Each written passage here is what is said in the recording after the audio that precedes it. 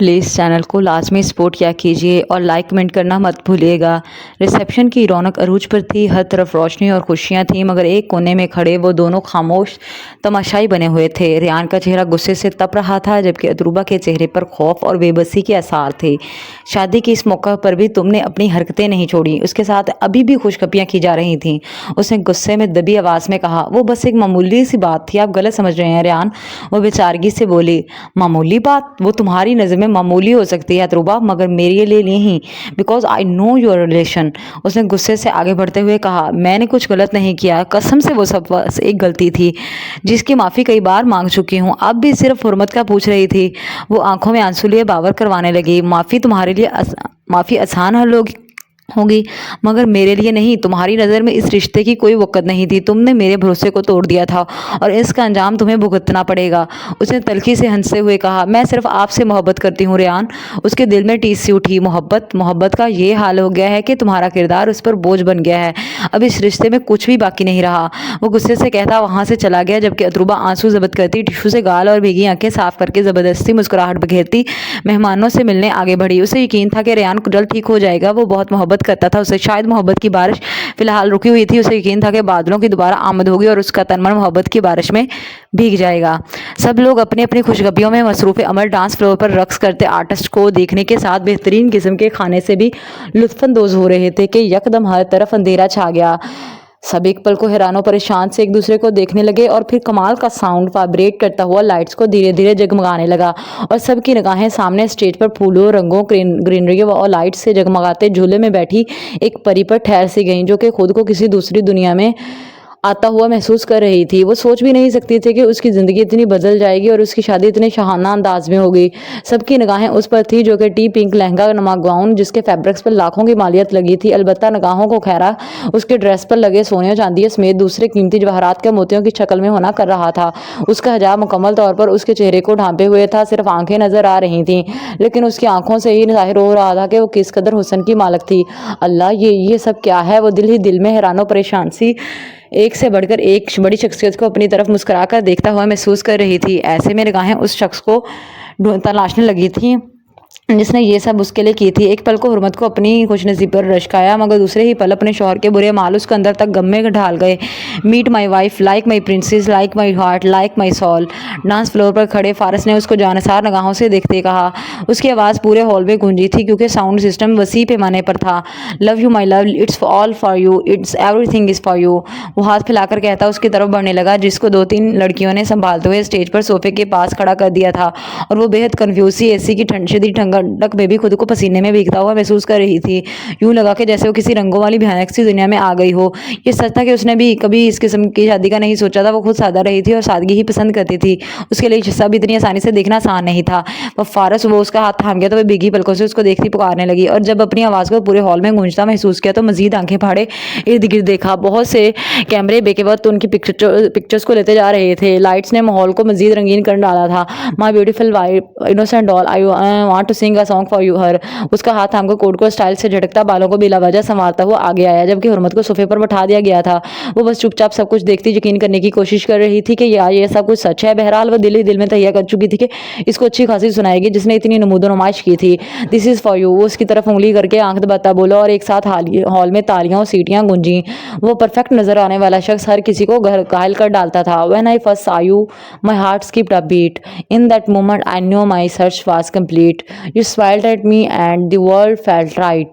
Now I stand here ready to love you for our life. You are my sunshine, my moon, and my stars, my forever, no matter where we are. In your eyes, I see my home. With you, my love, I will never be alone. I vow to cherish, to honor, and to stand by you forever and always, and our love will stay true. Through every trial, every joy we will face, hand in hand we will find our place. I promise you with all my heart, in this journey we will never to be apart. You are my heart, my soul, my guiding light. I love you, my bride, every day, every night. I love you, my bride, every day, every night.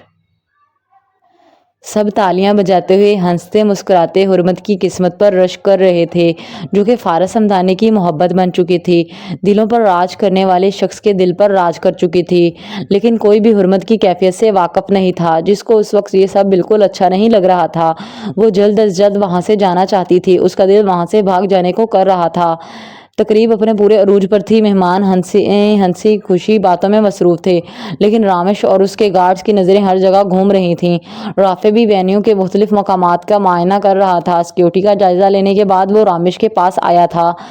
Ramish, किसी भी सूरत हाल के लिए तैयार रहो। हमारे पास इत्तलात हैं कि हमारी मुखालिफ हाईटेक हथकंडों का इस्तेमाल कर सकते हैं। क्या तुमने आउटडोर पैरामीटर्स की निगरानी की है? उसने सरगोशी में सवाल किया। जी सर, हमने हर एंगल से निगरानी की है।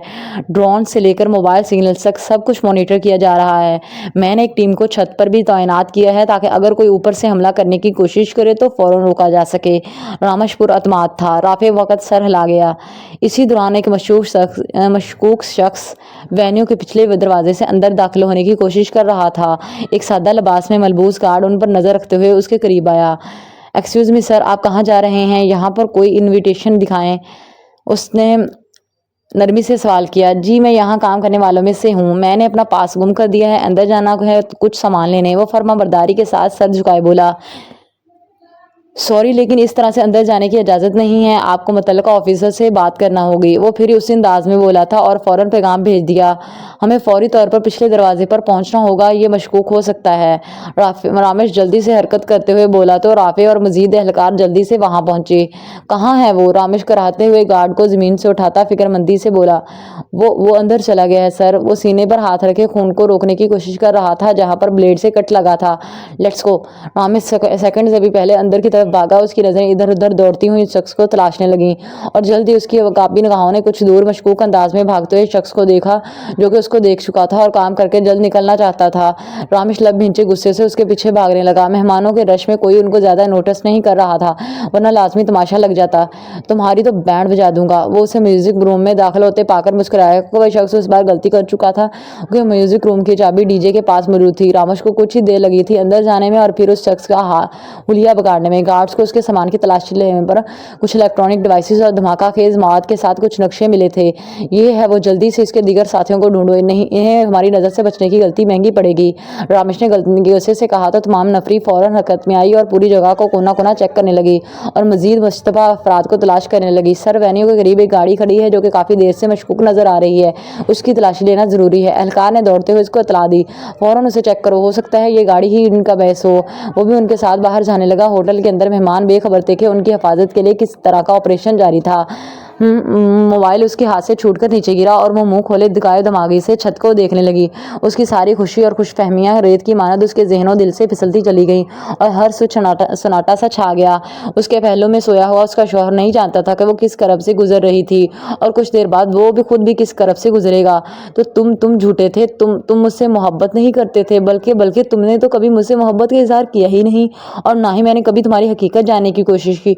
ओ मेरे खुदा, ये मुझसे क्या हो गया? वो सर पर हाथ रखे उठ बैठी। शायद वो मेरे शादीशुदा होने की बना पर इजहार ना कर पाया हो और शायद रवैये की वजह से वो हार गया हो। मगर उसका महबूब रवैया हमेशा मेरे लिए खास रहा। वो मुझे जानना चाहिए। मैं पाकिस्तान जाकर उससे अपनी मोहब्बत का इजहार करूंगी। मैं उसको बताऊंगी कि हम एक दिन ज़रूर मिलेंगे। वो बेवफाई नहीं कर सकता लेकिन वो शादी कर चुका है। वो खुद से ही सवाल जवाब करती उठ खड़ी हुई और चप्पल पहनकर अलमारी की तरफ बढ़ी ताकि जल्द अज जल्द जहाँ से निकल सके। यकीनन वो अपनी बीवी को छोड़ देगा जब उसको मालूम होगा कि मैं उसे कितनी मोहब्बत करती हूँ, कि 7 समुंदर पार उसके लिए आ गई हूँ। मैं हार नहीं मानूंगी। मैं उसको हर कीमत पर हासिल करके ही रहूंगी। अगर ये मेरा वहम हुआ कि वो मुझसे मोहब्बत नहीं करता, वो धोखेबाज था, तो मैं उसको भी मार दूंगी। मैं सबको मार दूंगी जो मेरे और उसके दरमियान आया। वो किसी पागल औरत की तरह करीबी टेबल पर पड़ी फ्रूट बास्केट से चाकू उठाकर अपनी पैंट की जेब में रख गई ताकि डिविलियर उसको ना रोक पाए और खुद जल्दी से अपना बैग तैयार करने लगी। उसको हर कीमत पर सुबह तक पाकिस्तान पहुंचना था ताकि ममदानी से मिलकर सब क्लियर कर सके। वो जानते बूझते भी खुद को दिलासा दे रही थी, लेकिन हकीकत यही थी कि वो टाइम पास बनाई जा चुकी थी।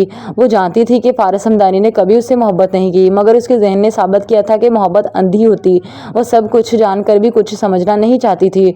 तुम कहाँ कहाँ जा रही हो? डिविलियर की आवाज़ पर उसके बैग में कपड़े रखते हुए हाथ थम से गए। वो पहले सहम कर और फिर बेखौफी लिए उसको देखती सीधी खड़ी हो गई। मैं पाकिस्तान जा रही हूँ, उसने बावर करवाया और वो हैरान और परेशान सा उठकर उसकी जानिब बढ़ने लगा। क्यों? तुम जानते हो कि क्यों? क्योंकि पेंसी को तुमने ही कहा था कि हमदानी की शादी का डियाना को बता देना। मैं जान चुकी हूँ हमदानी शादी कर चुका है और मैं इतना भी जानती हूँ कि वो मुझसे मोहब्बत नहीं करता, मगर मैं उसको जाकर बताऊंगी कि मैं उससे बहुत मोहब्बत करती हूँ। उसकी खातिर सब कुछ छोड़ आई हूँ। वो किसको कहते दोबारा बैग में कपड़े रखने लगी। क्या तुम अभी भी नहीं समझी कि वो तुम्हें बिल्कुल दिलचस्पी नहीं रखता? उसने मोहब्बत की शादी की है। सारी दुनिया जानती है कि वो अपनी शादी पर बेपनाह खुश है। उसे अपनी बीवी से बेपनाह मोहब्बत है। डिविलियर ने उसको कहते बैग उठाकर परे फेंका और दूसरे हाथ से उसकी वॉकर से चाकू निकालकर परे फेंक दिया। अब डियाना मुकम्मल तौर पर उसके काबू में थी। नहीं, वो मेरा है। मैंने 2 साल उससे मोहब्बत की है। वो मुझसे फ्लर्ट नहीं कर सकता। वो रोती हुई नफ़ी में सरल आने लगी जबकि डिविलियर को हमदानी से शदीद नफरत महसूस हुई। अपनी ही बीवी को किसी के लिए रोता हुआ देखना उसकी बर्दाश्त से बाहर था। वो कर चुका है। मेरी जान, बहादुर बनो और जान लो कि वो एक शराब और धोखेबाज था। मैं तुमसे बेहद प्यार करता हूँ। क्या तुम मेरा यकीन नहीं? तुम झूठ कह रहे हैं। मैं सुबह जाते ही उससे सब कुछ दुरुस्त करवा लूंगी।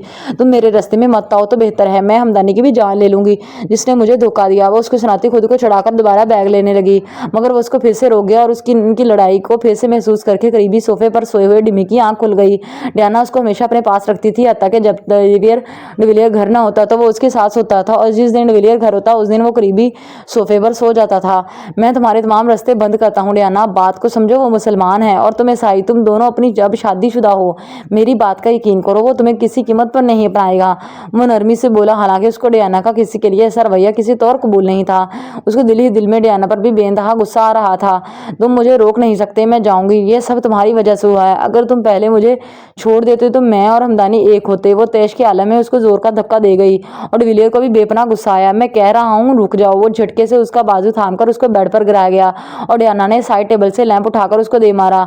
तुम नाबर्द, घटिया और बगैरत इंसान हो जिसको मैं बारहा समझा चुकी हूँ कि मुझे तुम में कोई दिलचस्पी नहीं। अगर तुम मर्द हो तो मुझे छोड़ क्यों नहीं देते? वो चीखी और मुकाबले के जब्त की इंतहा हो चुकी थी। वो अपने हाथ से निकलते खून को खून शाम नगाहों से देखता वापस डियाना को देखने लगा जो बेड से उठकर भाग रही थी। फर्श पर पड़ा हुआ चाकू चमकते हुए बावर करवाने लगा कि उसकी मोहब्बत को ज्यादा तकलीफ का सामना नहीं करना पड़ेगा। Please like, comment and subscribe लाजमी किया कीजिए और चैनल को सपोर्ट भी कीजिए।